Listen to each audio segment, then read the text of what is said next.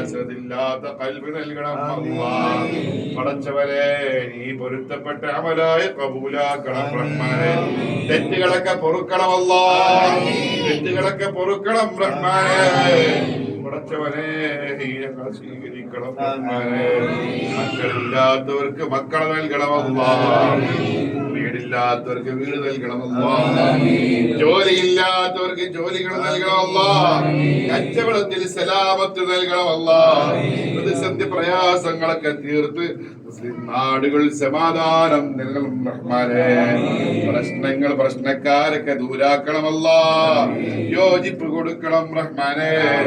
ഗർഭിണികളുണ്ട് സുഖപ്രസവം നൽകണം അല്ലാഹ്, കുടുംബത്തിൽ സന്തോഷം നൽകണം അല്ലാഹ്, മക്കളെ നന്നാക്കണം റഹ്മാനെ. നല്ല ബുദ്ധിശക്തിയുള്ള വീരിന്റെ മക്കളാക്കണം റഹ്മാനെ. അംഗവൈകല്യമുള്ള ഒട്ടി സമ്പാദിക്കുന്ന മക്കളാക്കല്ല അല്ലാഹ്, സ്വന്തം കാര്യങ്ങൾ പോലും ചെയ്യാൻ കഴിയാത്ത മക്കളാക്കല്ല അല്ലാഹ്. മക്കളൊക്കെ നന്നാക്കണം റഹ്മാനെ. പടച്ചവനെ സിഹറായി നിസാന് സർവ്വതും ബാത്തിലാക്കണം റഹ്മാനെ. പടച്ചവനെ എല്ലാ പ്രയാസങ്ങളും അകറ്റണം അല്ലാഹ്, കടങ്ങൾ വീട്ടണം അല്ലാഹ്. ക്യാൻസർ നൽകല്ല അല്ലാഹ്, കംപ്ലൈന്റുകൾ നൽകല്ല അല്ലാഹ്.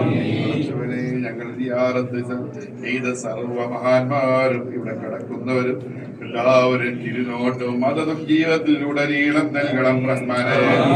ഈമാൻ നീങ്ങി പോകുന്നൊരവസ്ഥ ജീവിതത്തിൽ നൽകല്ല അല്ലാഹ്, അടിയുറച്ച യഖീനായ സുബൂത്തായ ഈമാൻ നൽകണം അല്ലാഹ്. പടച്ചവനെ ഹൃദയ വിശാലത നൽകണം അല്ലാഹ്.